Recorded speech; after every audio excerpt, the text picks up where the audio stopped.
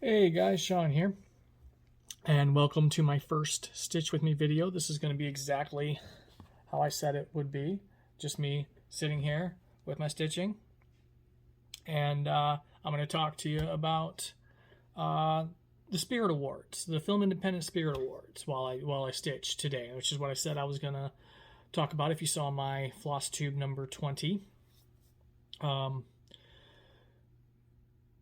Every year every year for the past 2 years, it's not like a thing I've been doing forever.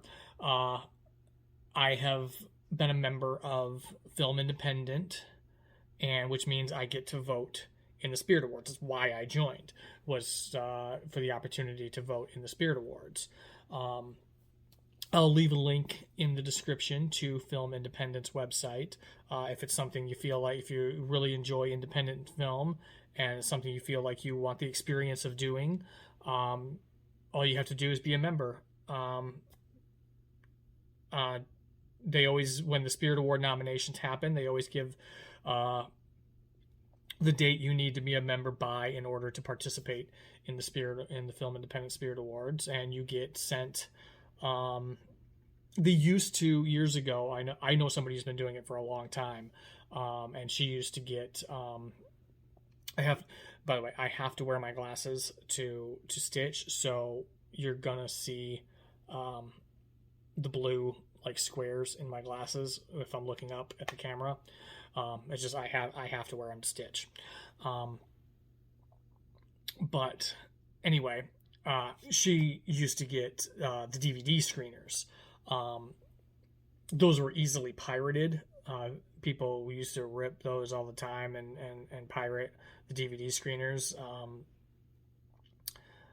that were sent out for awards, like for Spirit Awards, Oscars, Golden Globes. They all send out screeners to the voting body. And in the case of the Film Independent, what they have done, I'm sure other places have done this, but Film Independent is the only one I know that anybody can become a member of and vote in.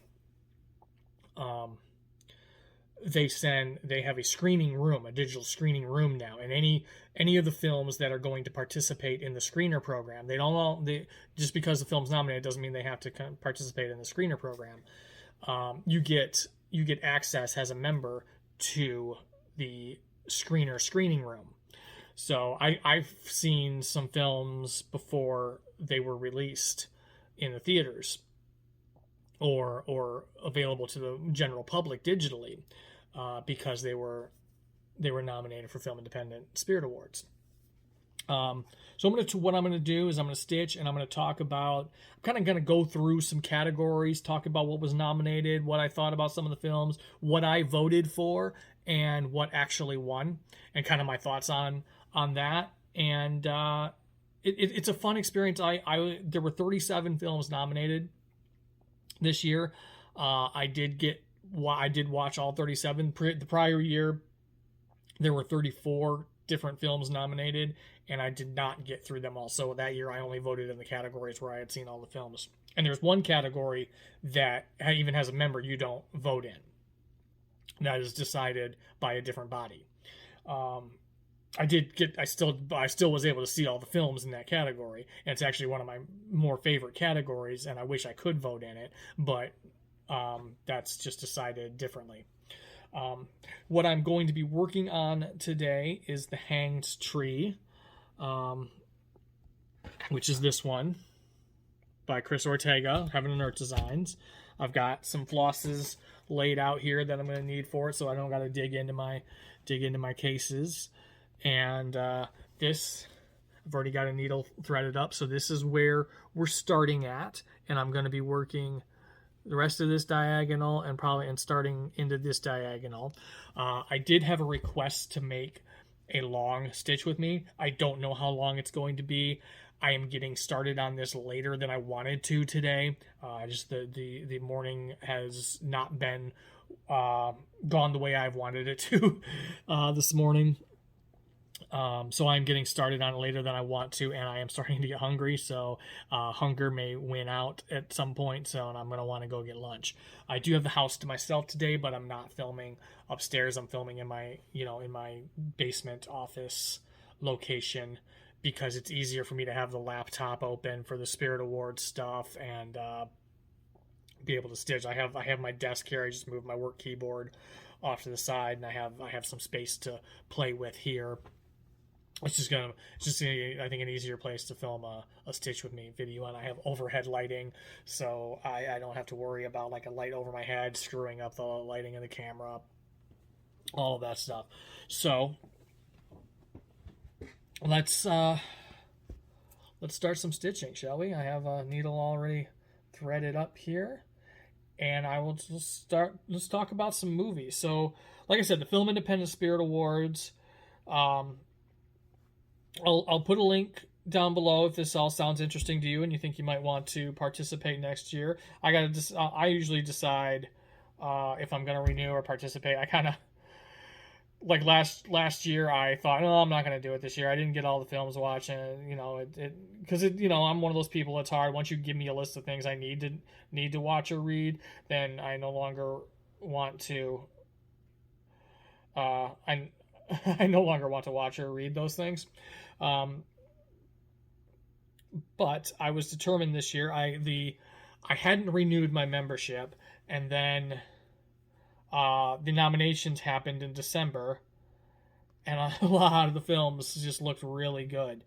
And the awards are for independent movies. And while that sounds like would be completely like art house or whatever films or films that might not get Oscar, and a lot of them might not won't get Oscar consideration, but some of them, several films have won Oscars, that have won Best Picture Oscars. This year's Best Picture Oscar winner, Coda, was an independent film. It was Troy Kotsur won Best Supporting Actor. Sorry, I'm hearing a weird noise. Anyway, Troy Kotsur won Best Supporting Actor, and he won the Oscar for Best Supporting Actor for Coda, and he won the Film Independent Spirit Award, and rightfully so. He was fantastic. He is who I voted for. He's the one of the two that I voted for. That one of the two categories I voted in. That my vote was the one that won.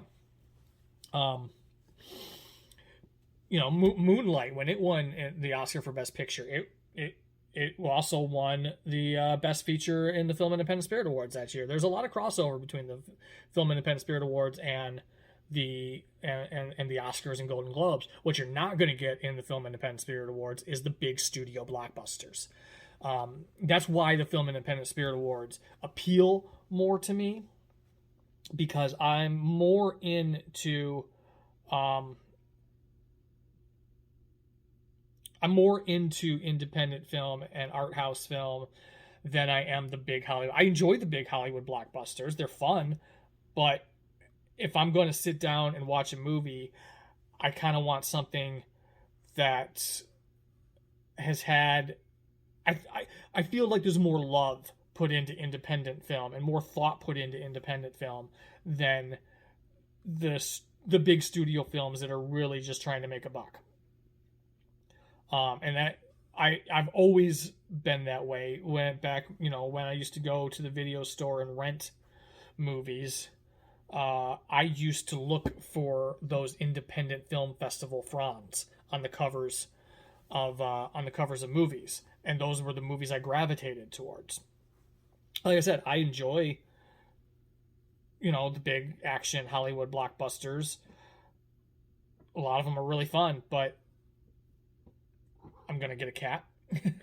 See, this is what Ginger likes to do if I'm sitting here stitching, because if I have downtime at work, I'll stitch a little bit, and then she will jump up on me and do this.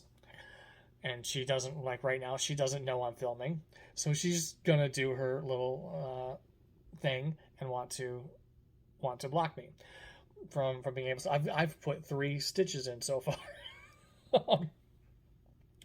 Anyway, Get down.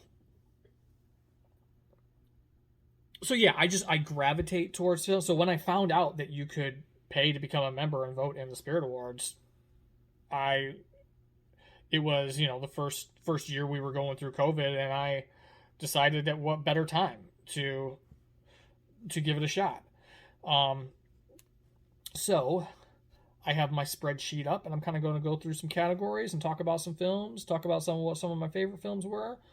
So the best feature category, let's start with the biggie. The films nominated for that were a film called Akiara, directed by Jonas Caprignano. I got to read through my strikeouts because I did strikeout text after I watched the movie to mark that I had watched it. Come On, directed by Mike Mills. The Lost Daughter, directed by Maggie Gyllenhaal. The Novice, directed by Lauren Hadaway. And Zola, directed by Jiangxia Bravo. What I voted for in that was Come On, directed by Mike Mills. I'll do a brief synopsis of the other films. Akiara it's actually an Italian film. And the director is kind of interesting. The director used non-actors for the film, mostly from the same family. So the family you're seeing is actually an actual family in it, and a daughter on her 16th birthday discovers that her father is connected. I think it's connected to the mafia. He's definitely a drug runner. But she discovers this about her father, and her father has had to go on the run, and it's kind of about her discovery of this and her coming to terms with things. It was a pretty good film.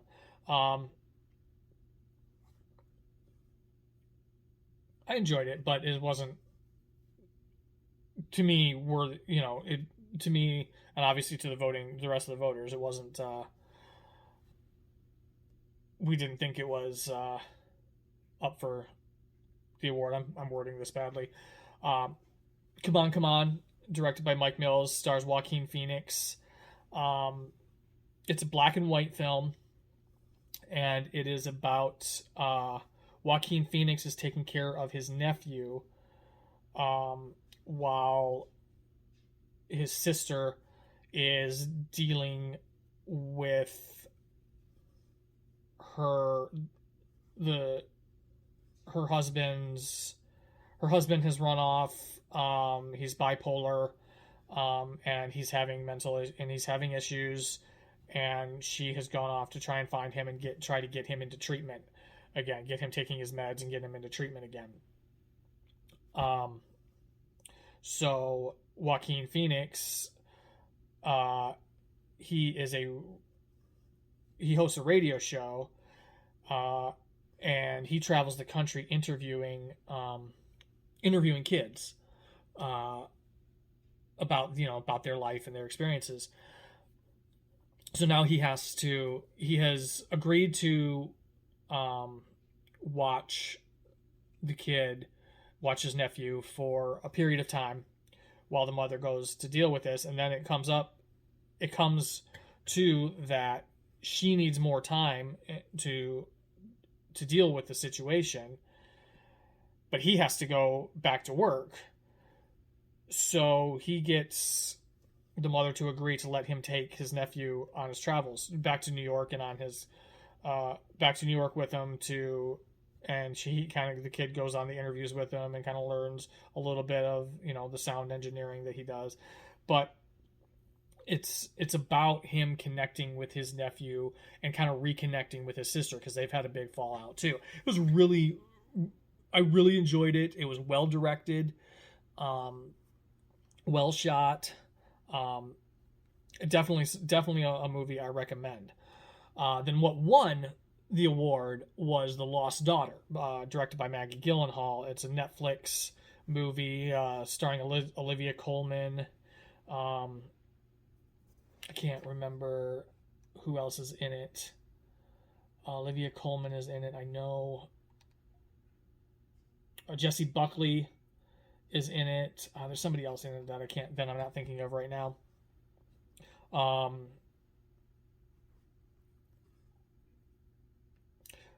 But it is based on the novel by Elena Ferrante, and it's about Olivia Colman plays a woman on vacation, and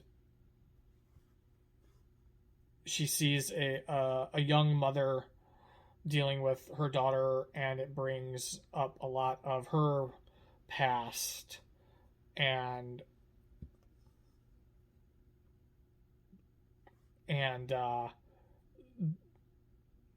her life raising her kids too.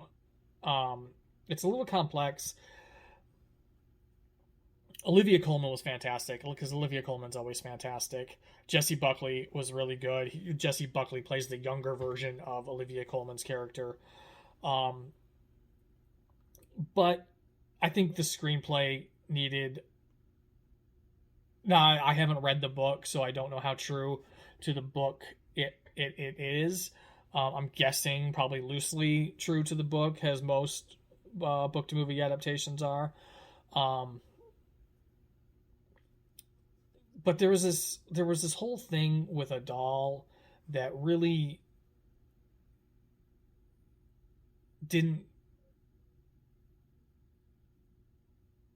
I didn't see the purpose that it served, and that's probably down to the screenwriting. If I read the book, I'd probably get it more, I'm thinking. That's probably due to the adaptation, which Maggie Gyllenhaal also did. Yeah, I was kind of bored through most of the movie, and I don't mind a slow moving movie. I watch a lot of what most people would consider boring movies. But when I'm bored in a movie, there's a problem.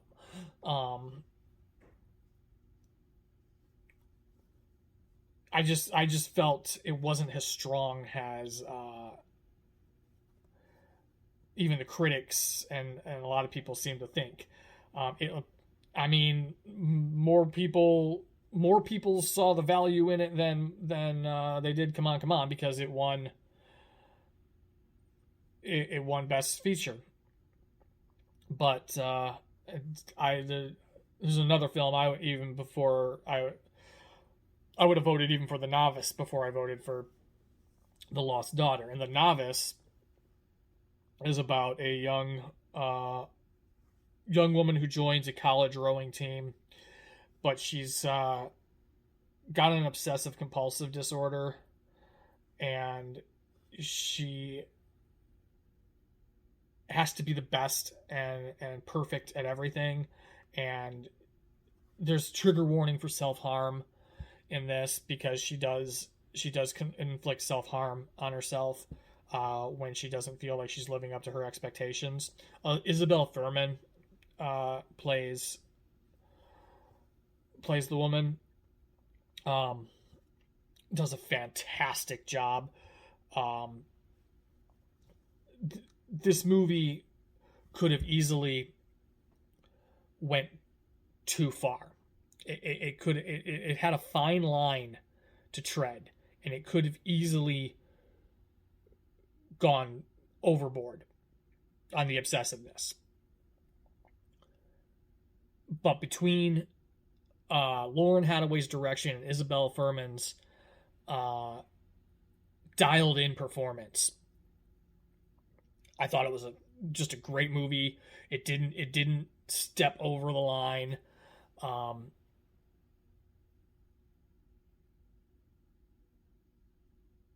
The editing was just really great. Another thing that helped it not feel like too much.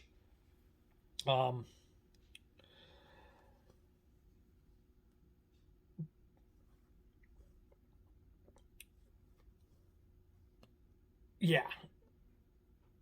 Yeah, I just thought it was really well done. I had a hard time picking between that and Come On, Come On for my vote. That was probably like the last thing I decided on, because I was going back and forth between the two. But overall, as a film, I think Come On, Come On was tighter.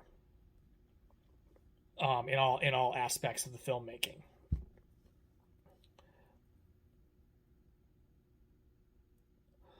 Then the other film for Best Feature was Zola, which is a film based on a Twitter thread. A while ago, there was this Twitter thread where this woman went through this story about how she met this. It's one that starts off. Here's a story about how me and this bitch fell out. And then she goes through this story about meeting this woman, and they do a little strip dancing together at a place, and then she ends up going on a road trip to Florida to go do some dancing at a spot in Florida and make some money. And then while they're on their trip to Florida, the girl's pimp ends up going with him, but she doesn't know that it's her pimp at the start, and then she soon finds out that it's her pimp, and things get a little crazy, and she gets wrapped up in this like prostitution thing, and all she wants to do is go home. It was a well done film for a film based off of a Twitter thread. It was well done. I don't knock it as a film. It just wasn't my kind of thing. So I didn't enjoy it just because it wasn't my kind of movie. It was a well done film. For what it was and what it came from, it was well done. It just wasn't my kind of film. So, I mean, if it sounds interesting to you, then I recommend it because it was well done. There's definitely an audience for this movie. I'm just not that audience. So that's the first feature films.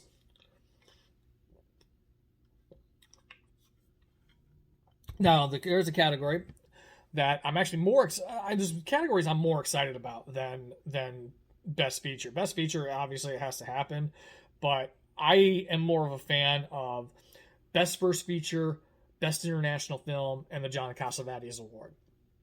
Those are the three ones that I want to make sure I watch all the movies in.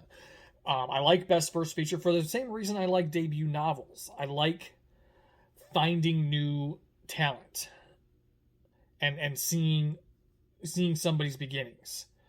So the films nominated for Best First Feature were 7 Days, directed by Roshan, Holler, directed by Nicole Riegel, Queen of Glory, directed by Nana Mensah, Test Pattern, directed by Shatara Michelle Ford, and Wild Indian, directed by Lyle Mitchell Corbijn Jr.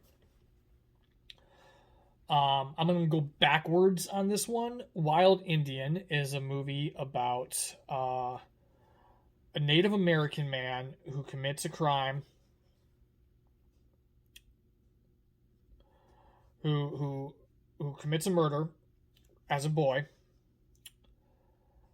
and the friend who kind of ended up taking the fall. And the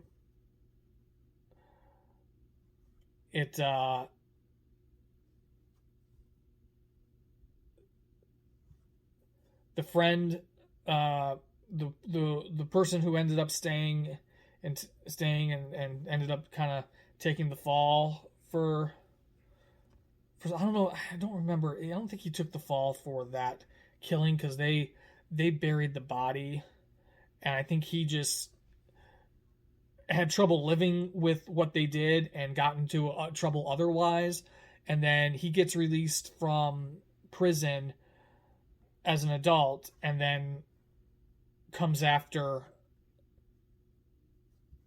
the other guy, the guy who actually did the shooting. The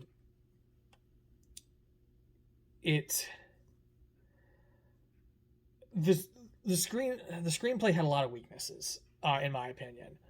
A lot of, I don't know what a lot to say, because a lot of it honestly doesn't stick in my memory, because it didn't. I watched it in January. It is now May, and I had a lot of issues with the screenplay. And I also thought Michael Grey Eyes, who plays the adult version of the kid who did the shooting,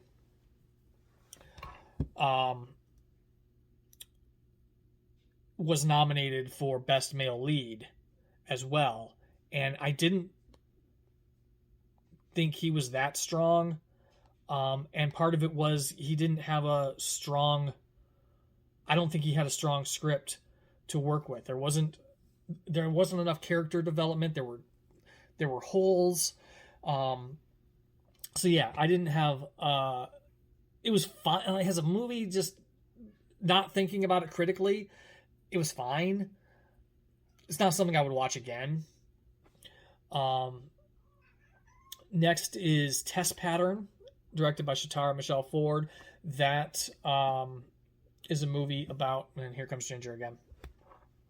Hi, Ginger. That is a movie about a woman who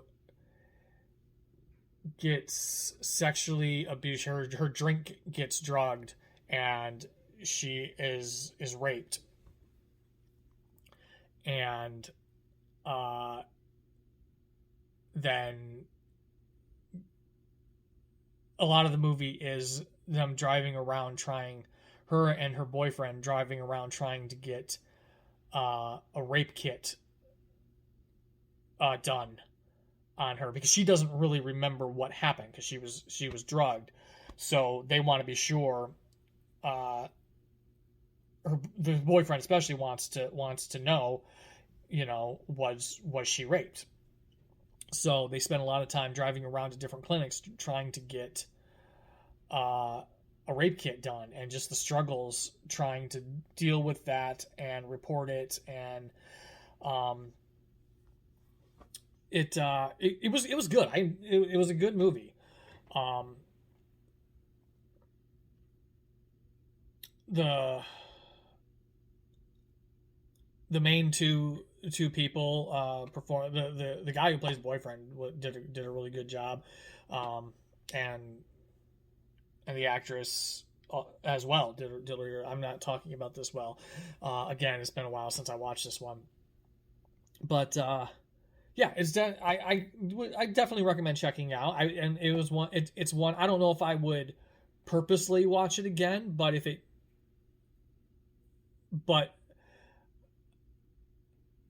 I wouldn't mind seeing it again.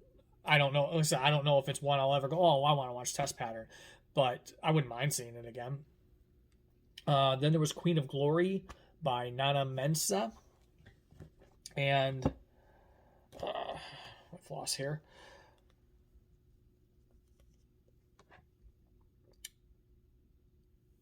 That, I'm going to tilt down a little bit more so we can actually see me stitching.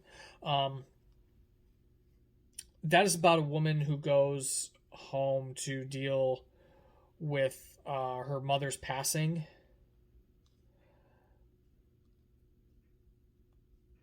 And her mother's Nigerian, and there's certain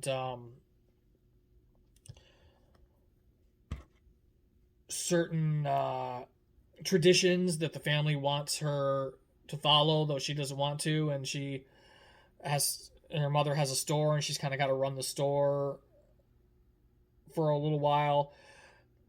She's also in a relationship with somebody where she works, that she thinks is going to a spot, that she thinks she's about to move in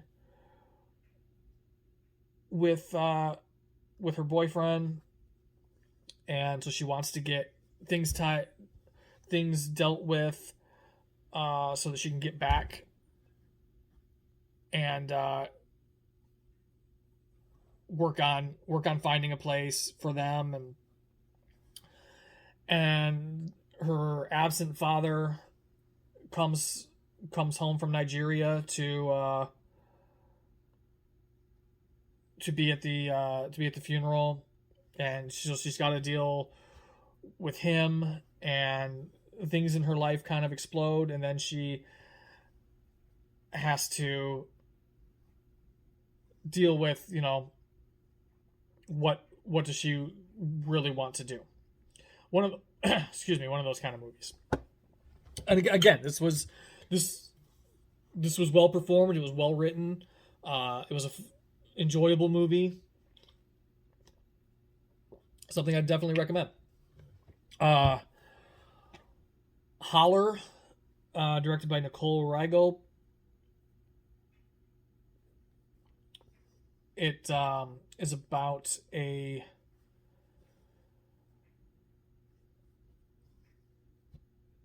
young girl and her brother. Their mother is in rehab. She's in jail actually. So they're kind of trying to make ends meet on their own. So they end up getting involved in a scrap metal crew and trying to earn money for her to get out of town and make something of herself and go to college. She's been accepted. Her brother wants her to go to college and get out of the town and make something of her life. Again, this was another, enjoyable film. It was written well, performed well. I'd watch it again. Again, it's not one that I think I would crave to watch, but it was enjoyable. Now, the film I voted for, and the film that won, was called 7 Days by Roshan, directed by Roshan Sethi. I think that person wrote the screenplay as well. Now, this is about two Indian young adults whose parents have them or trying to set them up for marriage, as is Indian culture. And they have them on dating sites, and the movie starts with them on a set-up blind date, and it's not going the greatest. So they go back to her place, and he's trying to get a car to pick him up, and this is when COVID hits, and things start shutting down, and he can't get a car, and he ends up kind of stuck at her place. And then he finds out that she's kind of been putting on an act for these dates. She's kind of in agreement with her mother that her mother pays for her house as long as she agrees to go on these dates and help and find a husband. But she's not the vegetarian he thinks she is. He's not anything she says in her profile. So it kind of ends up putting a little bit of a spin on an enemies to lovers trope. It's a romantic comedy.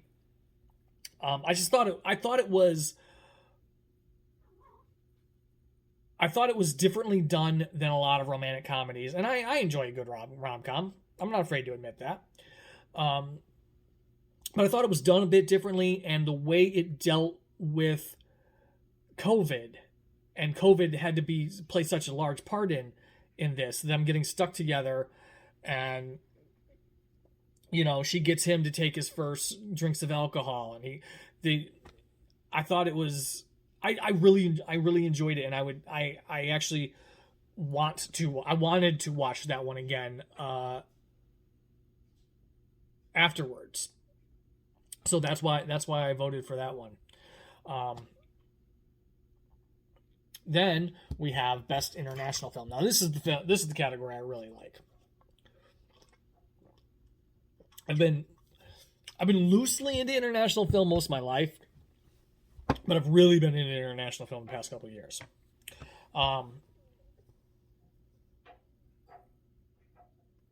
What are you doing? Sorry, she's playing behind the treadmill. Trying to make sure I don't lose my spot here too. Where am I at?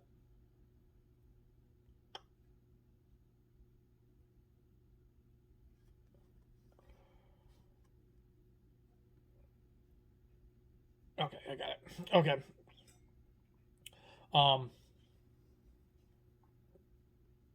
Best international film. What was up for that is a movie called Compartment Number 6 out of, it says Finland and Russia.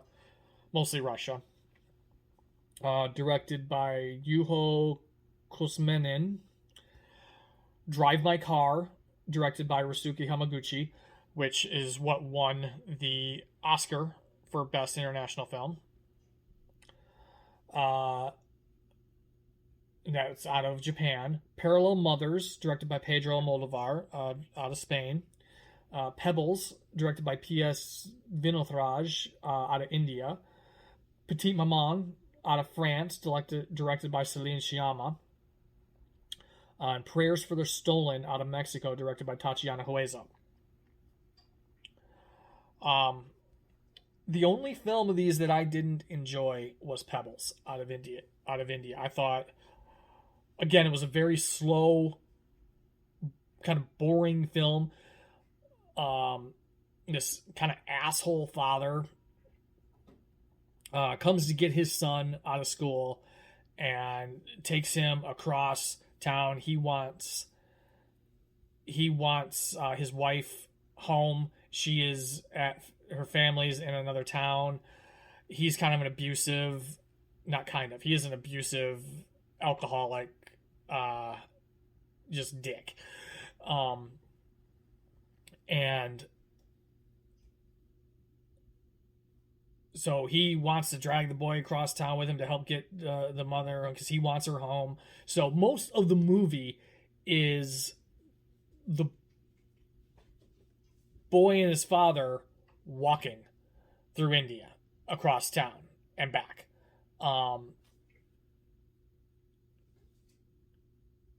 And the boy's keeping a distance from his father, and he's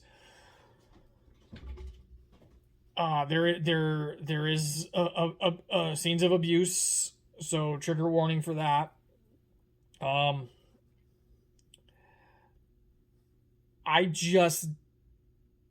I think I just missed the points, and I was bored to tears most of the movie. Not as there's another Indian film that was nominated last year called The Disciple, which is it's available on Netflix. That movie I almost shut off. I was bored to tears during that movie. But so at least Pebbles, I didn't want to shut off. I just wanted it to be over. So that's the only one I didn't enjoy, and I just don't recommend. The rest were all pretty good. Compartment Number 6 is about a woman traveling to, I forget to where in Russia. There's a specific thing she wants to see, and she ends up in a compartment with a mine worker who is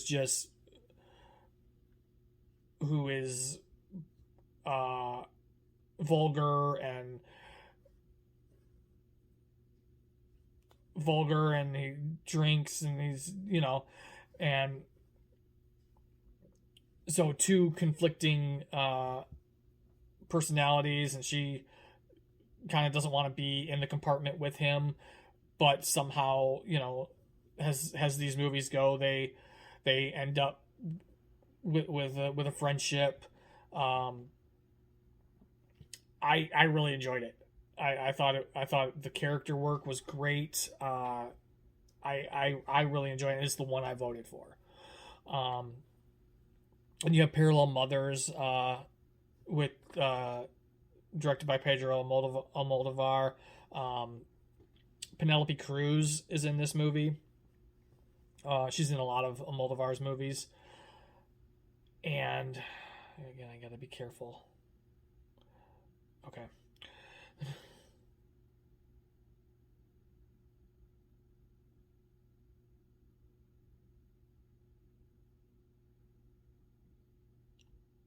Where am I at?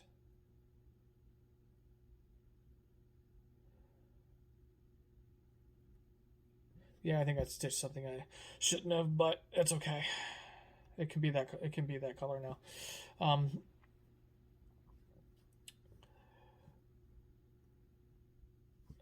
Anyway, this is about Penelope Cruz gets pregnant, and when she's in the hospital to give birth to the child, she meets a young mother who ends up giving birth on the same day as her, and they strike up a friendship. And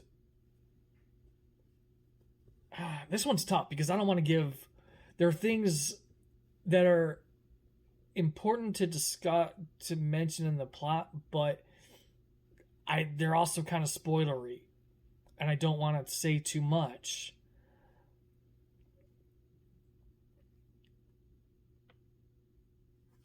I'll just say that a friendship is struck up. There's a tragedy that happens, and it is about basically the relationship between the two women. That's as much as I'm going to say. I definitely recommend checking it out.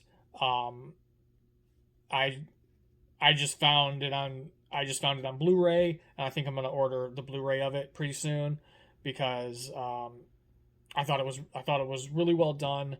The cinematography is beautiful. Almodovar's has a lot of like colorful shots in it, and yeah, it was overall a very enjoyable film.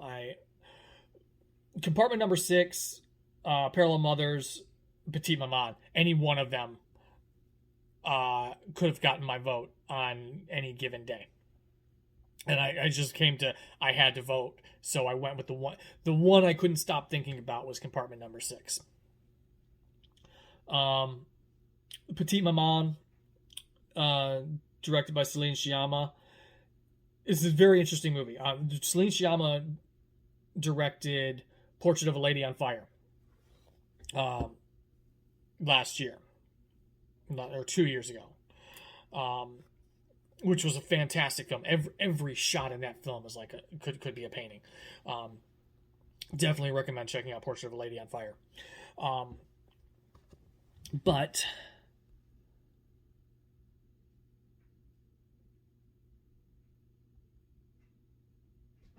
Petite Maman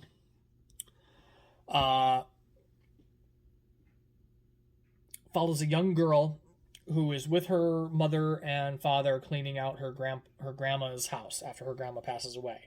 The mother suffers from some depression, and she goes away. She can't deal with cleaning up the house. It's bringing back too much for her. So she goes away, and it leaves the daughter and her father to clean up the house. And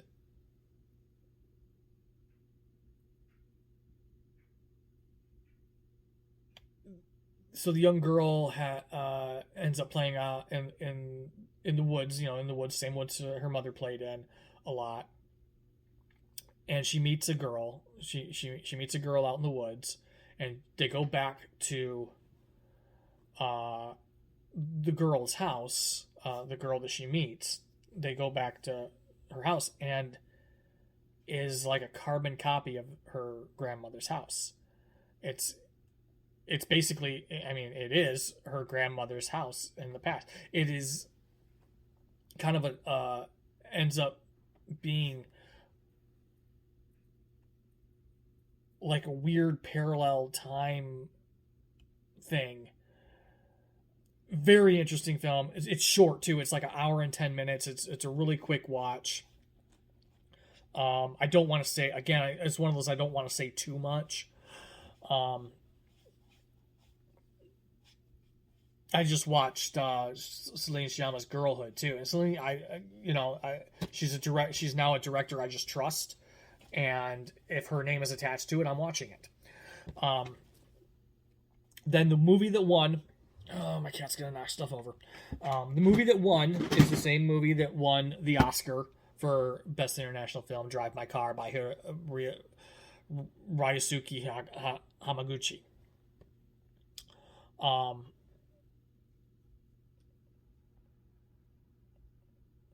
$37.99. Drive My Car is about a man who's an actor, and his wife passes away shortly after he discovers she's been having an affair with a young actor she has met.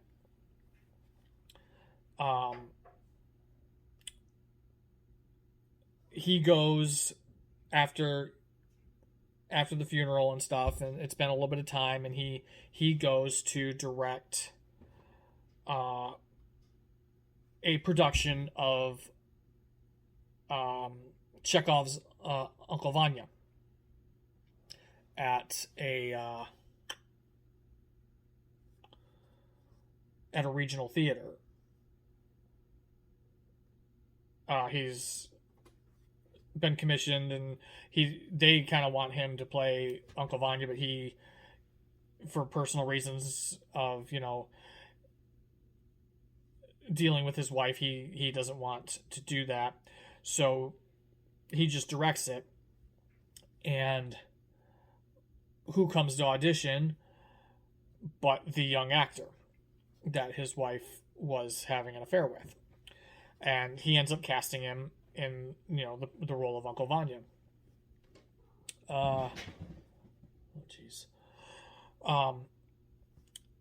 And he has the policy of the company that he's working for is he cannot drive himself. He has to have a driver. Now, he likes to drive himself places because he has this tape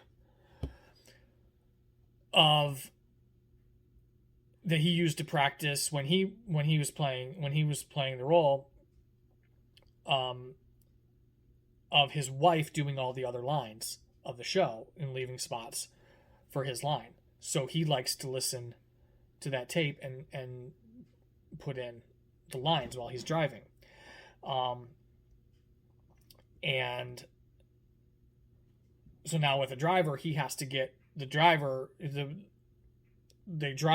driver drives his car. Drive My Car. So then, it's a hard movie to describe.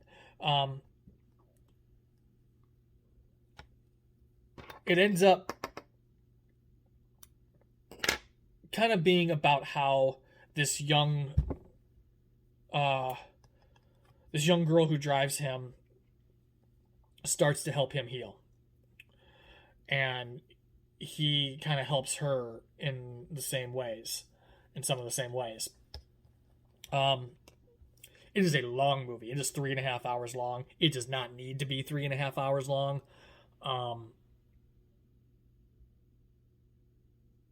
It could probably 45 minutes easily could have been cut from that movie. There's also something that happens with the young actor that seems just put there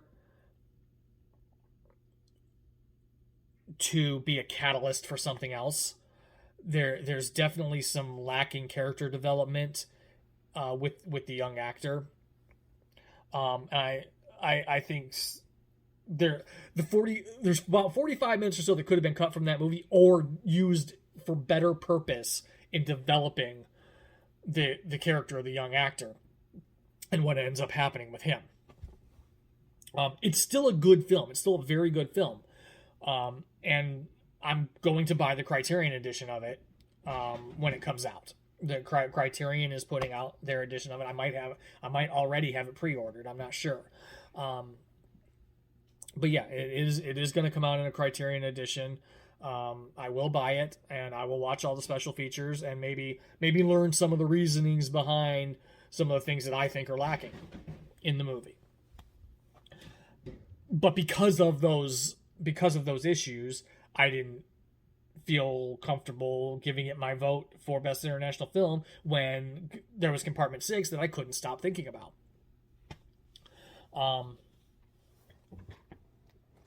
So I'm going to go through the John Cassavetes Award real quick, and then I think we're going to stop because I am getting hungry. What I need is 161. So the John Cassavetes Award. This is not an award I get to vote in. If you heard that buzzing, that's the dryer. The Cassavetes Award is not something that we as Film Independent members get to vote in. It is for... I'm going to pull it up because I don't remember the exact amount. I think I actually have it on another Google sheet. Let me go to Spirit Award winners. No, I don't. Okay. So, filmindependent.org. Spirit Awards.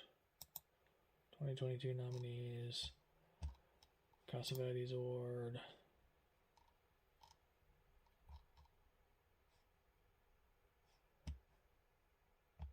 Okay, I can't find the dollar amount, but the Cassavetes Award is awarded to the best film made under a certain dollar amount, and I think it's like $250,000, something like that.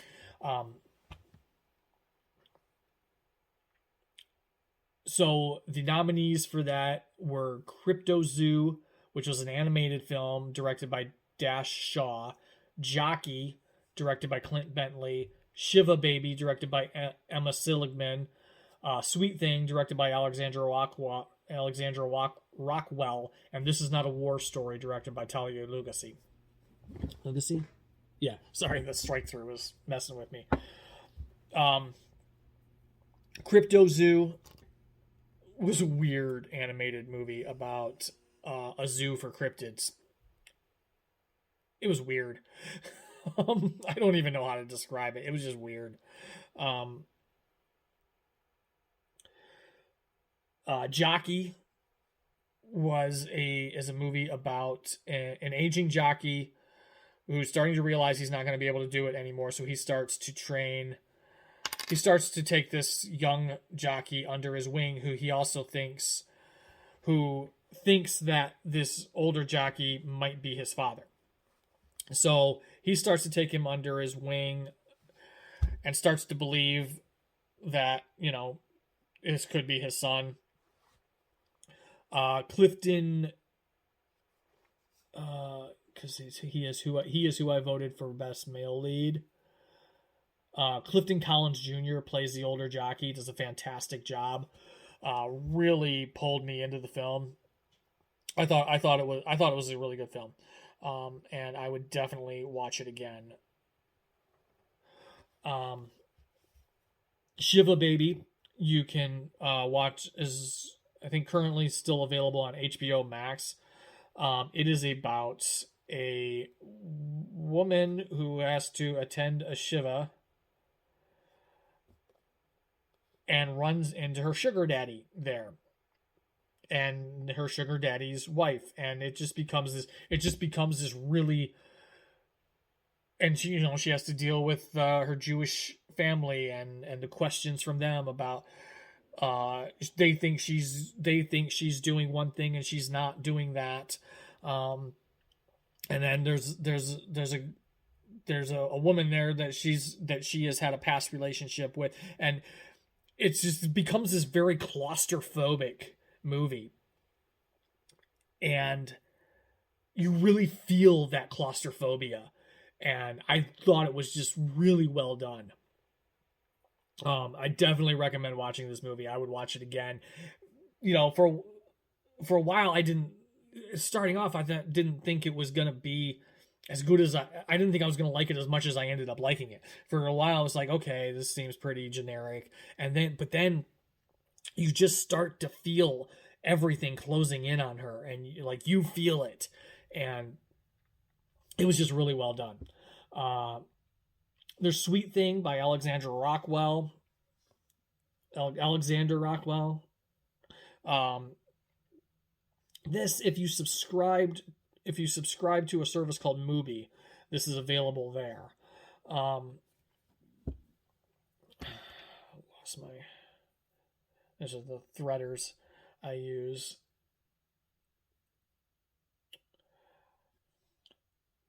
I don't. Let me ask those of you, especially those who use threaders, have you ever pulled your needle off and had it upside down and keep trying to thread stick the threader through the pointy side of the needle and spend like a good 30 seconds trying to do that before you realize that the eye of the needle is at the end you're holding? Happens to me every single stitching session, at least 5 times. So, anyway, Sweet Thing is about a couple of kids whose mother has run off. Their father is an alcoholic. Their father ends up getting put away, and they have to go and stay with the mother for a while the father is in rehab. And the mother's new boyfriend is not a great guy.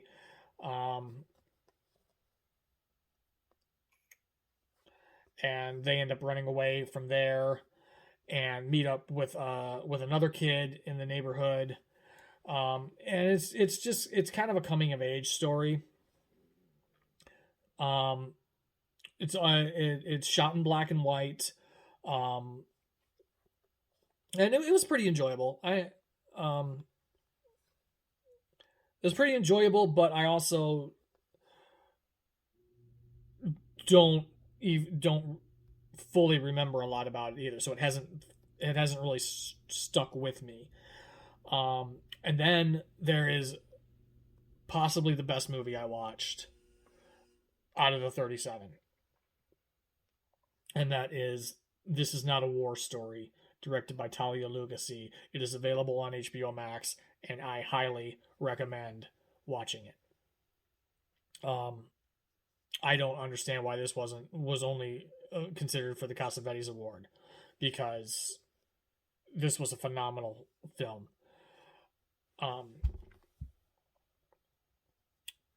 This Is Not a War Story is about a group of veterans who take old military uniforms and recycle them and turn them into paper for art projects to help veterans cope with their PTSD. And they make this paper, and they make art projects out of this paper, and it helps them cope. And a woman veteran joins the group, and she is really struggling. Definite trigger warnings for suicide and suicidal thoughts. The guy who runs the place is also a counselor trying to help veterans who are kind of suicidally depressed. And this woman comes and starts working with them and making the paper, and it's just about these veterans who have seen these horrific things trying to cope with life, and how art and making art is helping them do that. And there's this really fantastic monologue in it, where if you heard that, it's my stomach growling. I need to go make some lunch. But there's this really fantastic monologue in it that really makes you think. The guy has disappeared for a bit. He's at his family cabin, kind of taking a break, a mental break from things. And the woman is really struggling, and they have she feels connected to him, so she kind of tracks him down because she's having trouble coping. And she tracks him down at the cabin, and then they're out in the woods around this campfire. And he has this monologue about people who say thank you for your service. And it really makes you think. Because he questions, what are you thanking me for? Are you thanking me for these horrific things that I've had to do? I know you're not thanking me for this, for this thing. So what exactly are you thanking me for? And it really gets the mind working and really makes you think. And I thought it is just a fantastic movie. I'm sorry. There's one other movie that I thought is actually the best. This is probably it's really close. This film and one other film that I watched for it that I'm just going to jump right to, because the only thing it was nominated for was, I think, was it screenplay or editing? I think it was best first screenplay it was nominated for, and it should have won it. Obviously this is not a war story, is what I would have voted for were I allowed to vote for in the Cassavetes award. Shiva Baby is what won, which I'm fine with. It was a really good movie. But there's a movie, there's an award in the Spirit Awards called the Robert Altman Award, and it is just given to the best ensemble cast. It's not a voted on award. There's not a nominees list. They just, when they announce the nominees, they announce what film has won the Robert Altman Award, and it's for a film with the best ensemble cast. And everybody involved in the production gets the award. And the winner of that this year was also nominated for best first screenplay, and it should have won. But Pig won that, which is a Nicolas Cage film available on Hulu. A really good film. I'm not knocking that film. I enjoyed it a lot. I recommend checking out Pig on Hulu if you're in the U.S. and able to. But the movie is called Mass. And I've kind of stopped stitching, and I'm just talking about this because I'm going to go get lunch after this. The movie is called Mass. And it is, I'm even going to pull this up to get who is in this movie.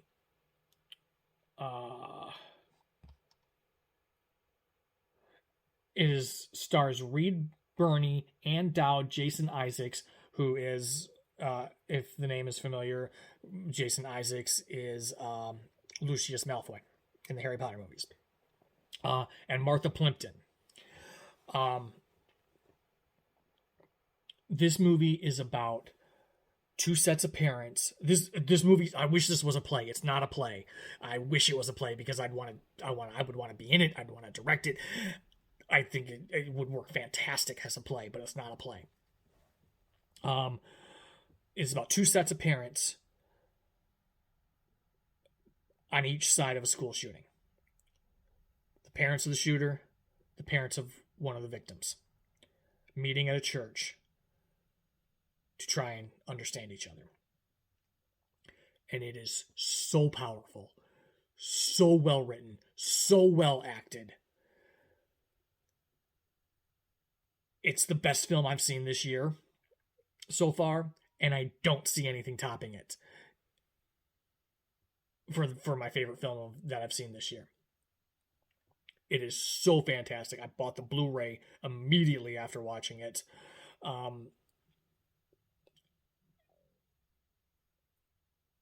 if you get a chance to see Mass, do it. You will not be sorry. And also definitely check out This Is Not a War Story. It's currently available on HBO Max in the US. It has this Shiva baby. If you're interested in seeing that. I'll go through these other ones to see if I can tell you where you can watch them. Akiara, I had to watch on Screener. Come On. You can probably rent now. Lost Daughter is available on Netflix. The Novice is, I think, available to rent now. Zola, I watched on Showtime. It might still be on Showtime in the U.S. 7 Days is just coming out in theatrical release. Holler, I'm not sure. I watched a screener of that. Queen of Glory, I watched a screener of that. Test Pattern and Wild Indian are both available on Stars in the U.S. The international features Prayer for the Stolen is a Netflix original, so you can watch Prayer for the Stolen. I didn't talk about Prayer for the Stolen. Prayer for the Stolen is about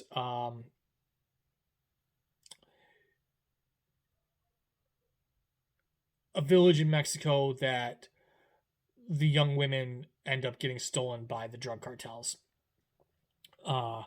So they cut their hair like boys at a certain age to try and disguise themselves as boys, and they have holes in the ground that they've dug out that are their hiding places. If the drug cartel jeeps start rolling through, they run and hide because the drug cartel will steal them from their families. Pretty good. It was a pretty good movie. Anyway, that's available on Netflix. Petit Maman, I don't think is available. Well, I just saw that available somewhere. Oh, it was on Blu-ray. Pebbles, I watched on Screener. Parallel Mothers is not. I don't think it's currently available for streaming anywhere, but the Blu-ray is available, so you can probably rent it. Drive My Car is available on HBO Max, and Compartment Number 6 I don't think is available anywhere. And then in the Cassavetes Award, this, like I said, This Is Not a War Story is available on HBO Max. Sweet Thing is available on Mubi. Cryptozoo is available on Hulu, and Jockey I don't think is available anywhere yet. And that's not all the films that I watched. I mentioned Pig real quick. That was another one that was pretty good. I do want to mention the Killing of Kenneth Chamberlain. This was nominated for Best Male Lead and I think Best Editing. I didn't end up voting for it in either category, but it was a great film. It's based on a true story about a man who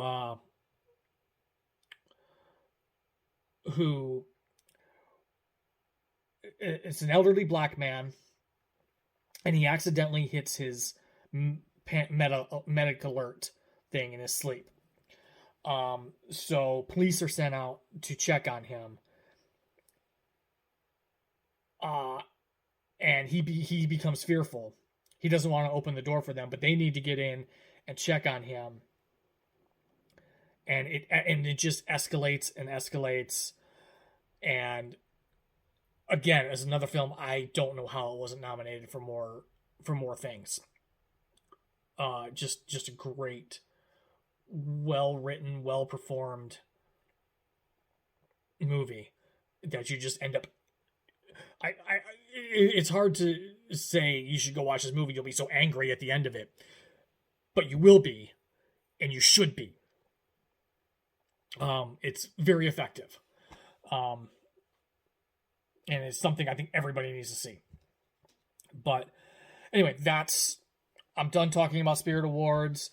Let's look at, I think I talked more than I stitched, but I did end up finishing most of this time. I've just got one little 310 stitch to do there. I forgot to pull out the 310. I missed that on the chart when I was looking. So I did end up finishing this diagonal, and I got a little bit worked on up here. So, if you've made it all the way through, the person who asked me for a long stitch with me, I hope this was long enough. Obviously, I could go on. I don't think I'm going to do another talk about the Spirit. I don't think I'm going to continue to talk about the Spirit Awards. I've mentioned most of the movies I wanted to mention in that. And